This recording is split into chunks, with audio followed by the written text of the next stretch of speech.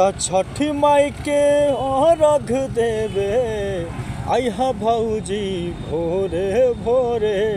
छठी माई के अर्घ देवे आइहा भौजी भोरे भोरे।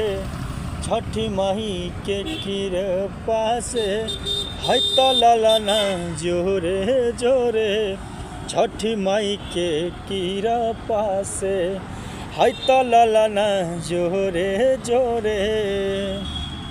तो नमस्कार प्रणाम, हमारा गाना रिलीज हो चुका है न्यू भोजपुरी दंगल से। आप सब अपना प्यार आशीर्वाद बनाए रखिए। न्यू भोजपुरी दंगल भक्ति सॉन्ग नेवल राजा सर्च कीजिए, आ जाएगा आप सब के बीच। आप सब अपना प्यार बनाए रखिए। जल्द से जल्द लगातार हमारा वीडियो सॉन्ग ऑडियो सॉन्ग आते रहेगा। तब तक के लिए आप सर्च कीजिए नेवल राजा भक्ति सॉन्ग।